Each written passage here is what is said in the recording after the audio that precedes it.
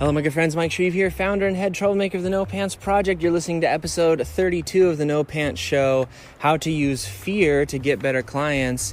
You are actually joining me as I go on a walk through the woods. Wanted to test it out. Weather's starting to get nice. You might hear some background noise. That is the noise of nature. I don't know if you heard that bird there.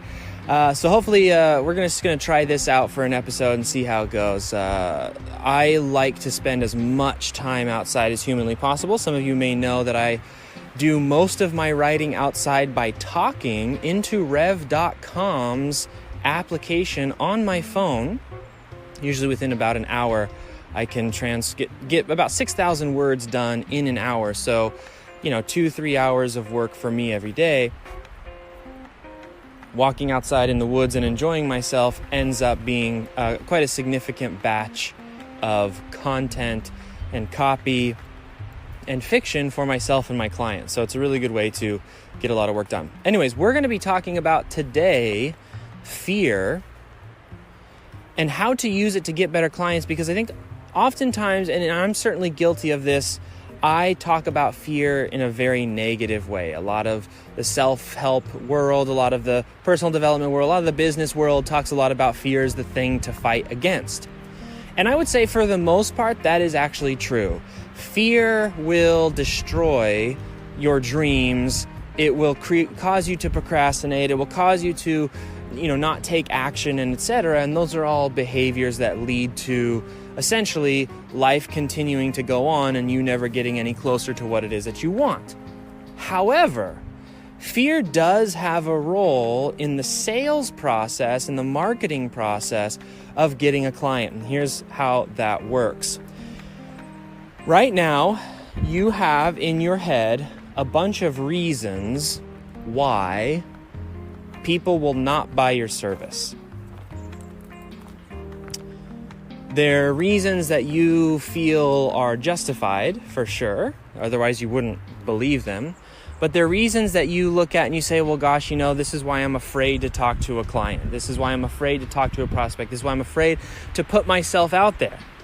And these reasons could be anything from, I'm not experienced enough, my prices are too expensive, I'm not good enough, I don't deserve this, I don't look a certain way, I don't act a certain way, I'm not a certain, and it said they don't have any money, and etc. There's a whole list of fears in your head right now that are keeping you from closing sales, closing clients, and etc. Now, the thing that's important to remember and to understand is that some of those fears are actually justified. So, for example, if you've never done something for a client, that may be a reason why a prospect wouldn't buy from you. So, for example, if you've never written a blog post for someone, that is a legitimate reason why some clients may choose to not work with you. However, the problem is that your assumption of because some clients won't work with me, all clients won't work with me because of X reason. So you may say, well, I don't have a big portfolio, therefore some clients aren't going to like me, therefore all clients aren't going to like me, therefore I won't even market my business, or I won't do the thing that requires me to get in front of people and have conversations. So that's problematic because it's not true. In fact, there are some clients who, if shown how this might be the case, will actually hire you because you don't have a lot of experience, because there are benefits to hiring somebody who doesn't have a lot of experience, especially in the creative fields, because, for example, if you are the kind of client who prefers to, your business has a certain system or a certain way of doing something, hiring, let's say, for example, a blog post writer who's been writing for 15 years, they are much less likely to work within your system. A newer person who's just looking to get experience and rack up a portfolio and, is a little bit more malleable in terms of their interest and desire to learn new ways of doing things would fit much better into your business as a client. So what this means is, because this is true for all fears, right? What this means is that there is a bridge between your fear and the client saying yes. And this bridge is called objection handling. It's a skill that a lot of copywriters, for example, spend a lot of time developing and getting really, really good at. But essentially, objection handling is this. Step one, you list out all the reasons somebody is not going to buy whatever it is you're trying to sell them. Just make a list. They won't buy because I don't have good graphics. They won't buy because I look a different way. They won't buy because I cost this much. They won't buy. All the fear that you have, make a list of all of those things. Number two is for each of those things, make a pros and cons list. Here's what I mean. Let's say, back to the fact that you might not have a lot of experience. Okay, let's just say I don't have a lot of experience doing this thing. Okay, what are the pros of not having a lot of experience? And what are the cons of not having a lot of experience? Well, some of the pros, let's start with the cons, because that's the one that we're most worried about. One of the cons of not having a lot of experience is that you may not necessarily be as good as somebody who has lots of experience in terms of delivering the results-based stuff that we talk about in No Pants. Meaning, it might be harder for you to deliver results. Okay, that's one of the cons. What are the pros of not having a lot of experience, though? One, you're a sponge, right? Like when you don't have a lot of experience, it's still fun to learn things. It's still fun to learn new ways. It's still, you still get energized and you still have those wow moments. Let me tell you, after 10 years of doing some things in my business, I just am not impressed anymore. Like there are some elements of my career where, I'll go to a workshop or a seminar and somebody will be saying this thing and half the room's like, oh my gosh, that's so cool. And I'm kind of like, okay, yeah, I mean, I guess it's cool, but, kind of like I've seen it before kind of situation. That may make me sound like an arrogant jerk, but when you're new, you have that energy that you don't have as an experienced person. When you're new, again, you're a little bit more flexible. You're willing to go be a little bit beyond what might be normally most experienced people are kind of like, what's the minimum I can put into this thing? I already know what I'm doing. Let's just get it done in and over with. But a newer person can bring that enthusiasm to the table and et cetera, et cetera. So what you'll end up finding as you go through that pros and cons list is you will end up finding that everything that you're afraid of actually has a pro as well as cons.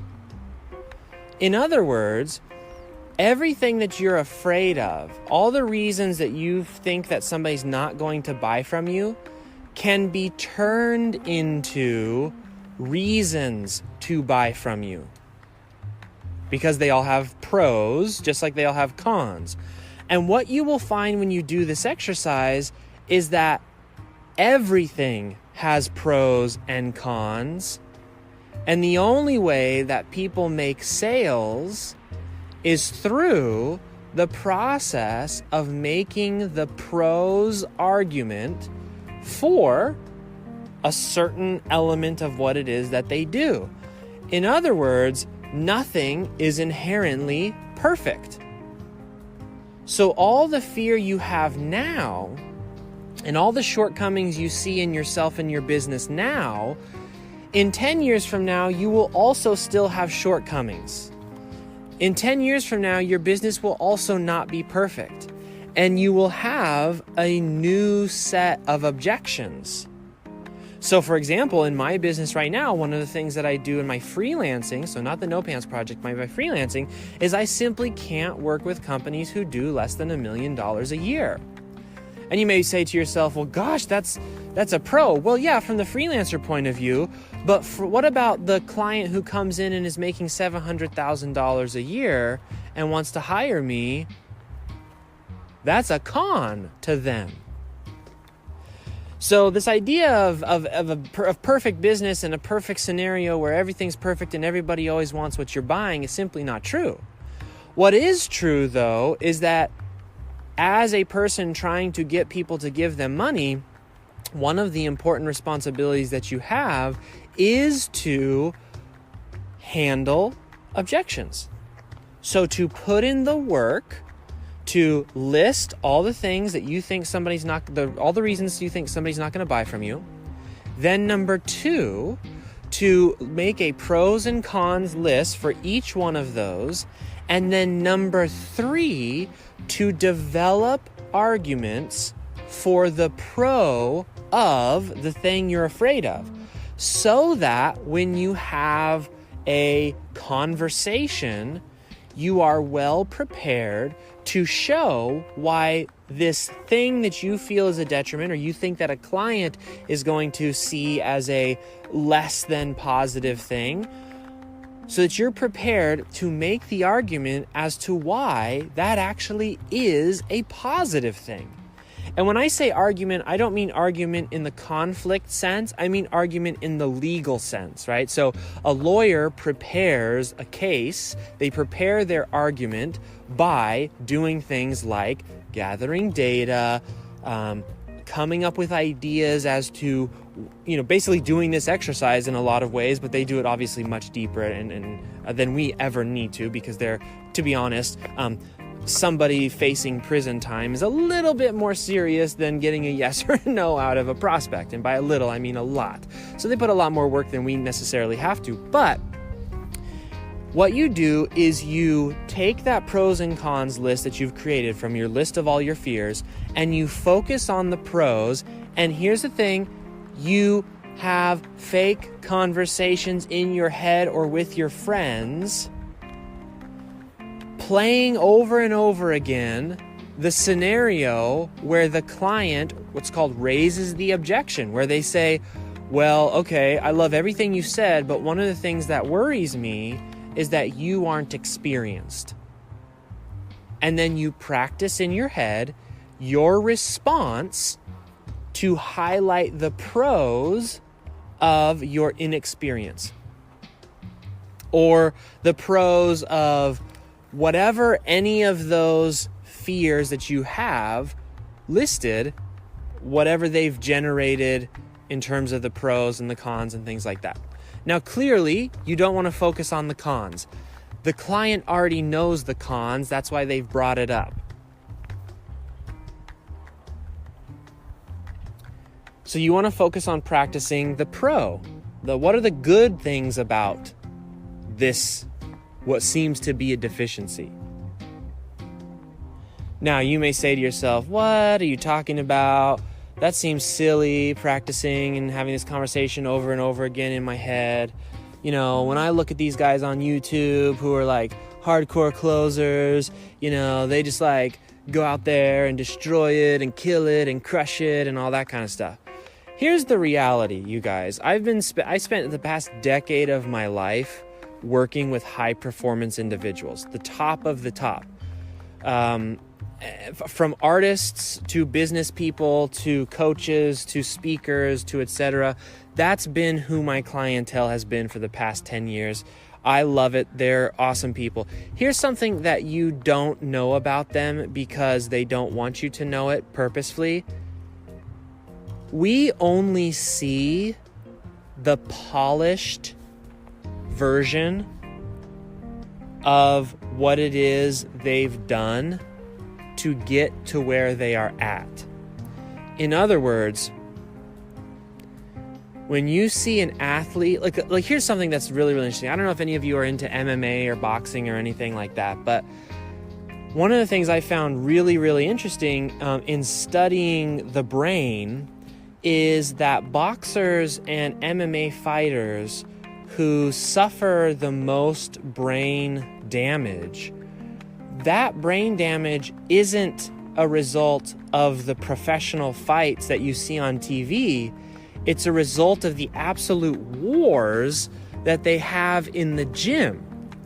which is to say a fighter very well could have never been knocked out in the ring, but could have been knocked out 100 times. I don't know if it gets that extreme, but could get knocked out 10, 15, 20 times in the gym in their practice sparring.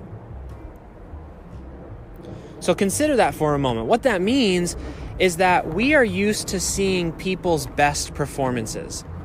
Like if you consume any media at all, like social media or traditional media or whatever, you have seen mostly only their polished performance. What you didn't see is them looking like a goofball. What you didn't see, like trying to learn a new dance move. You only see the end dance move. And you think to yourself, gosh, I'm not a good dancer. Well, they weren't good at that dance move until they looked like a goof for 6 months practicing it, and now they're good at it.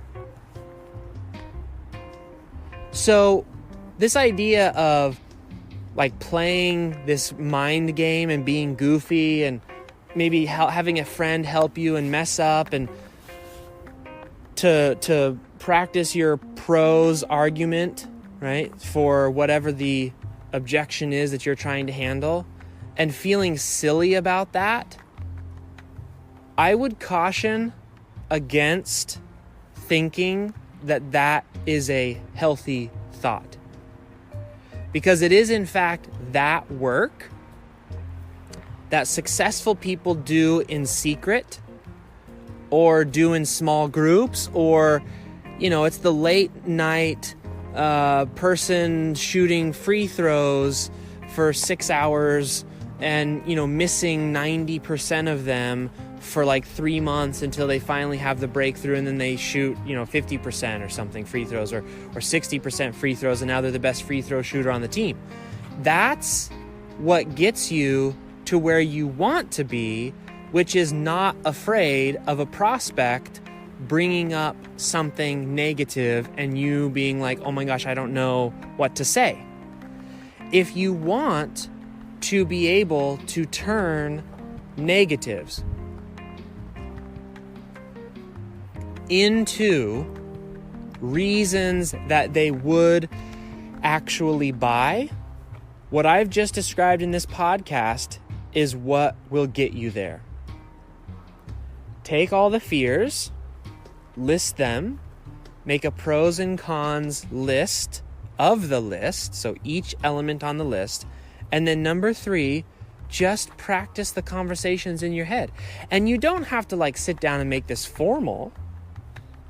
In the shower, walking around when you're not doing anything else. Instead of social media, just lay in bed and have the conversation.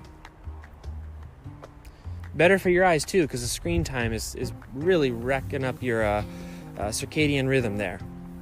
Sleep is important. you can make yourself go to sleep way faster by having the same conversation over in your head over and over again, practicing your pros argument. Then what happens is it'll become almost boring to you, and that's when it becomes natural. Now, when you're in a conversation with a prospect and they come up with an objection, oh my gosh, your prices are really expensive, straight away, you go to, it's like a natural reaction. It's so much a part of you because you've just practiced it over and over and over again that you don't really even have to think about it.